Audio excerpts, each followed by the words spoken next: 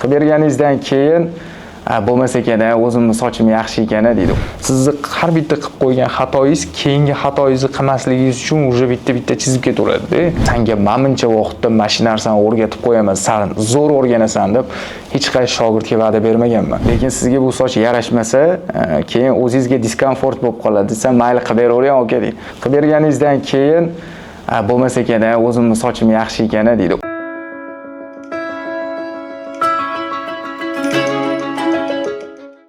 Meni ismim Komilov Muhammad, ya'ni o'sha Komilov Pro. 14 yildan beri sartaroshlik sohasida 14 yillik tajribaga ega sartaroshman.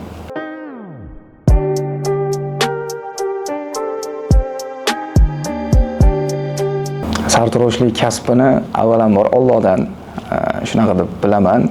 Keyin bu narsaga qiziqishimga meni yon atrofimdagi odamlar ham sababchi bo'lgan. Keyin onamlar o'zlari ham aytib, mana shu kasbni o'rgan, yaxshi ekan deganlar.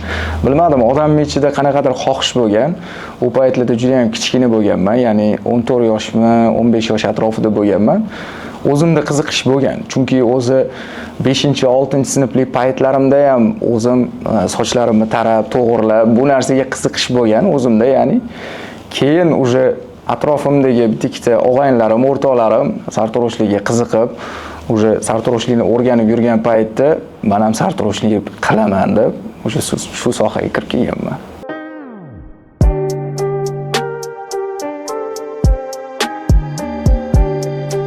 Sochlarni qanchalik qisqartirib turish bu hammaga har xil.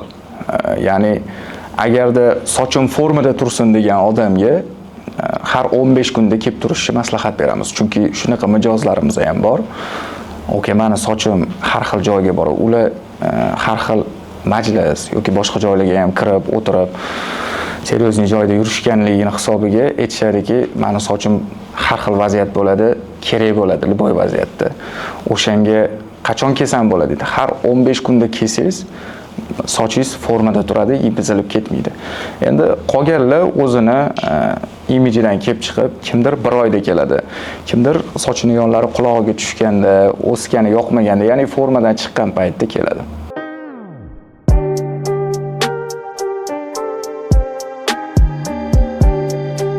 Bu narsa uni yuz tuzilishidan kelib chiqadi.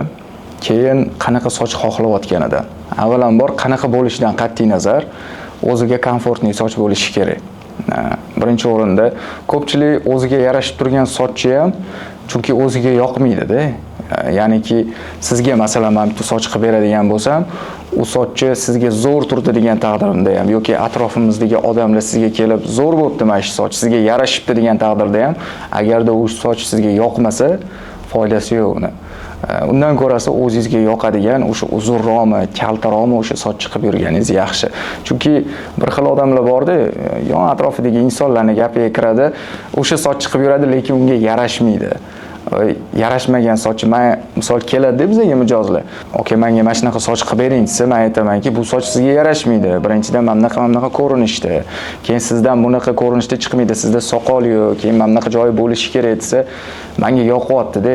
Men qilib beraveraman, lekin sizga bu soch yarashmasa, keyin o'zingizga diskomfort bo'lib qoladi desa, mayli qilib beravering aka deydi.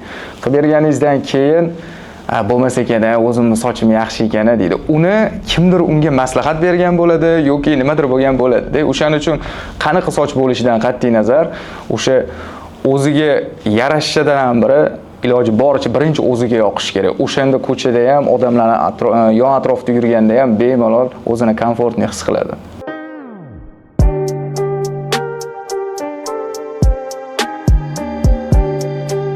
Bu vaziyatda avvalambor to'g'rilash.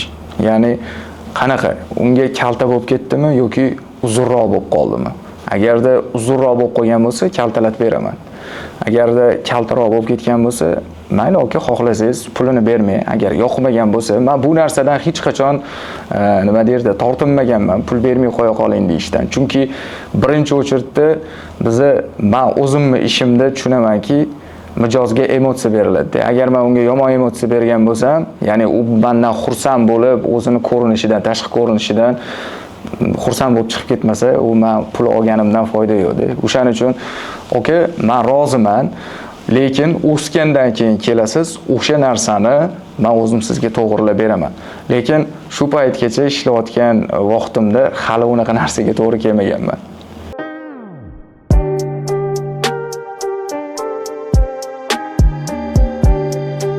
Shampun tanlashda, bosh yuvishda, qanaqa narsalar o'xotli qilib uni ishlatib yurishdi.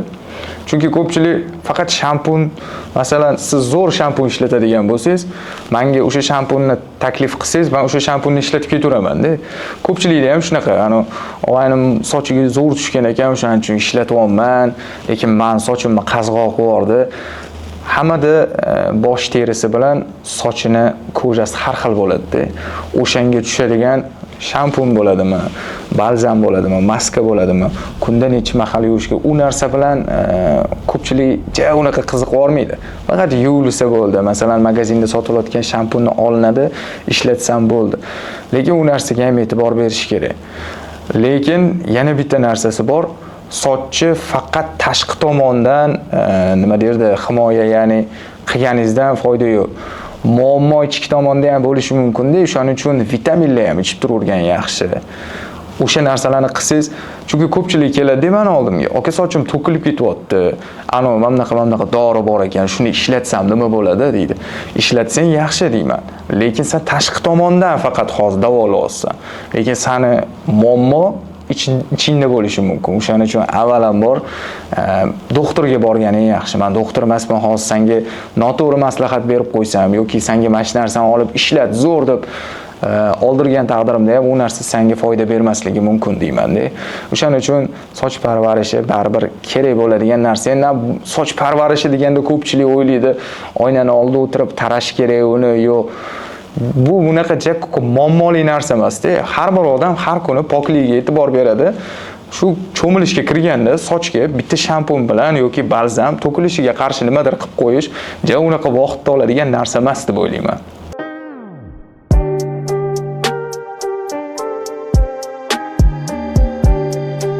Soch bilan bog'liq bo'lmagan, lekin klient bilan bog'liq bitta voqea bo'lgan. Mana yonimdagi salonda meni ismim bilan bir xil bitta aka ishlayotganlar, bitta joyda ishlayman. O'sha odam, men bilmayman, ko'rmaganman, u sartaroshchi, lekin bizdan ikkita keyin salonda ishlar ekan. Bir kun bitta klient kelyaptilar, o'zi klientlarim orada nimagadir yo'q bo'lib qoldi-da. Keyin bir kun aka, o'g'lim boradi, Muhammad sochini olib qo'ying dedilar. Xo'p dedim, necha keladi? 12 keladi. Xo'p bo'ladi dedim, kutib o'tiribman. 1,5 bo'ldi, 2 bo'ldi, haligi bola yo'q. Endi u paytlar bizning klientimiz kamroq payt. Kutib o'tiribman, kelmadi. Telefon qildim. Alo deganimni bilaman, ana odam, Muhammadjon, rahmat kattakon, o'g'limning sochi zo'r chiqibdi deyaptilar-da. Keyin qanaqasiga zo'r chiqadi, hali kelmadilar-ku desam, "Yo, nima kelmaydi, mana hozir oldirib keldi. Zo'r bo'pti" deyaptilar-da. Qatta oldiribdi deyapman. Shu sizni ishxonangizda o'zingiz olib qo'yibsiz-ku deyaptilar. Endi u o'g'illari ham meni ko'rmaganda hayotda. Keyin bir yana orada ish bo'ldi. Meni so'rab kirib kelishadi ishxonaga. Ishlayotganmiz, yaxshimisiz? Bo'shmidingiz sizlar? Ha, keling aka deyman, sochini olib qo'yaman. Haligi odam xursand bo'lib chiqib ketadi. Kim edi bu odam? Kimdir jo'natgan bo'lsa kerak deb o'yladim. Bir kun shunaqa narsa bo'ldi. O'sha okani klientlari meni oldimga kirib qolgan ekanlar-da. Kelib, kirib, yaxshimisiz, tuzumisiz, palonchi berdi nomeringizni, zo'r olib qo'yinglar dedilar-da. Endi men u aytayotgan odamlarni ham tanimayman, kimligini. Ha, deb sochlarini olib bir payt o'sha oka kirib keldilar, telefon qilib bu odamga yozib qo'ygan ekanlar-da, u oka ham. Keyin kulamiz-da, aka bir-birimizni klientimizni olib qo'yayotgan ekanmiz deb shunaqa qiziq voqea bo'lganda, shu bir-birimizni klientimizni bilmasdan olib yuraverganmiz, lekin o'sha klientlar o'tib ketgan klientlik ikkalamizda qolib ketganda, haqiqatan ham nasibda ham mana bor, mana ularga oldiraman deb kelgan odam menga kirib qolgan, shunaqa narsa bo'lgan edi.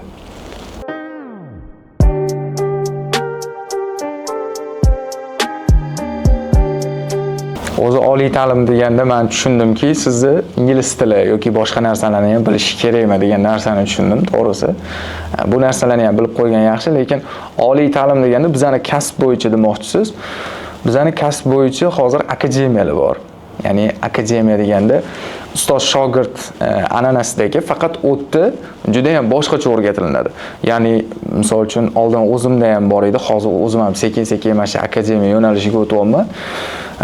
Ertalabdan kechgacha oldin bitta shogird yoki o'sha ikkita shogird ustozi tepasida nechta soch olinsa hammasini ko'rib turardi. Hozir akademiya yo'nalishida kunli vaqt belgilangan, o'sha vaqt bo'yicha boriladi, kunli darslar bo'lingan. Bir kun soch olinadi, bir kun klient bilan muomala, bir kun xizmat ko'rsatish, hamma narsalarni bo'lib darsliklar. Ya'ni bizning ishda o'zi avvalambor ko'zda baribir birinchi o'rinda ko'rib o'rganadi.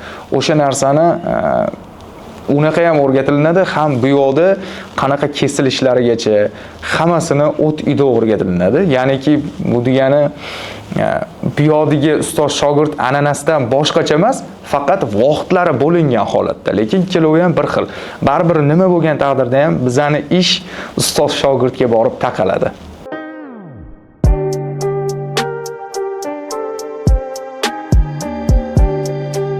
Soch olish narxi, xizmat ko'rsatish, servis. O'sha narsalardan kelib chiqib tuziladi. Ya'niki nima xizmat ko'rsatilyapti, sizni joylashuvingiz qayerda, nima, o'shalardan kelib chiqib. Chunki mana misol uchun oddiy bitta narsa, mashina baklashkada suv deb hisobga olinadigan bo'lsa, hammasini narxi har xilda. Optimda bunaqaroq narx. Qayergadir borsa boshqacharoq, yana qayergadir borsa boshqacharoq. Narxi o'zgarib ketaveradi. Xuddi shunaqa joylashuv, sizni saloningiz, ichki ya'ni atmosferasi yoki sizni xizmat ko'rsatishingiz, har bir narsa siz o'sha mijozga nima bera olayotgan bo'lsangiz, o'sha narsani ya'ni u to'laydigan miqdorni o'zingiz o'shanga qarab belgilaysiz. Faqat ko'pchilik aytadi, "Nani insof sari boshqa narsa" deydi-yu, lekin ko'pchilik deb o'ylayman, baribir o'sha narsani qilib bera olayotganiga o'zidan kelib chiqib, masalan, hech qaysi bir 200 ming, 300 ming qo'yayotgan odam unaqa narsani bera olmasa ham, "Men 200 ming olaman" deb ko'pchilik sartarosh shunaqa demaydi-da. Oldin o'sha narsani bera olayotganini his qilib, keyin 200 ming yoki 100 ming deb aytishi mumkin o'sha narsani. Ko'pchilik shunaqa taqsimlaydi deb o'ylayman. Oddiy narsa o'zimda ham xuddi shu narsa bor. Men o'zim nima bera olaman shu narsaga, klientga, ya'ni yarasha shu pulga. O'sha narsalarni baribir hisobga olinadi. Bu narsani hamma qiladi deb o'ylayman. Hech kim endi bo'sh bordiru, men ko'rmaganmanki, xuddi hozir aytganimdek-ki, hech nimasi yo'q bo'lib turib, men bo'ldi 200 ming olaman, soch olish yomon bo'lsa ham, boshqa bo'lsa ham, men mashincha pul olaman degan odam bo'lmasa kerak deb o'ylayman. Shundan kelib chiqib, ya'ni servisdan, xizmat ko'rsatishdan kelib chiqib belgilanadi.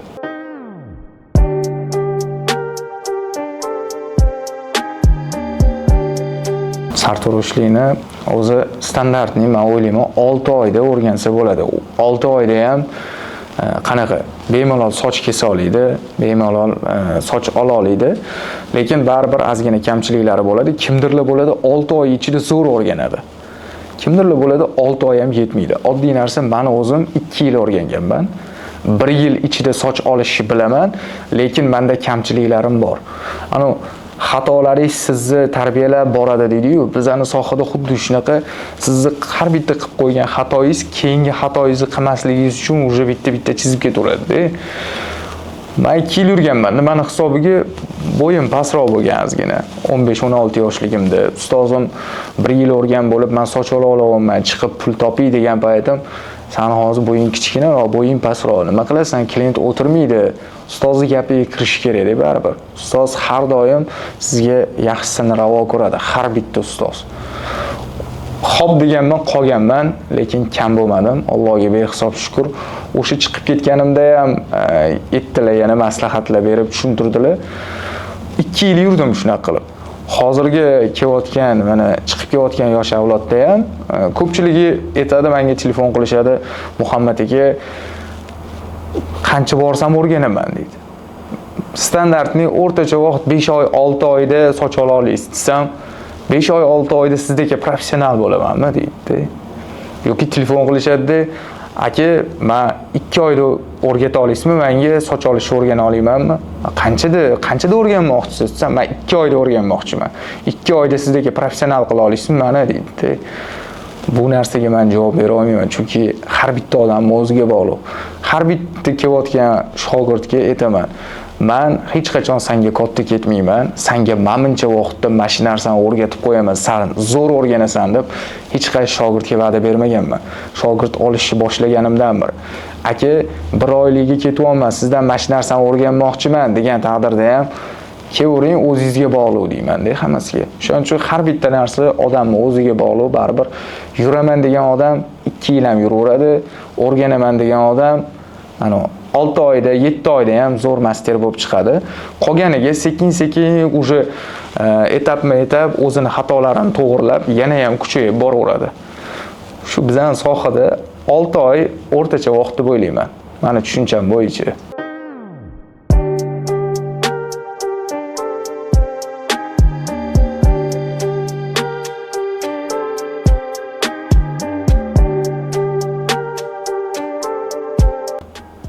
Ronaldo, Alisher Usmonov, ikkalasi. Zafar Hoshimov, Alisher Usmonov. Uchalovligi ham. Uchalovligi. Shu uchalovligi 4 ta bo'lishdi mana. Otabek Umarov.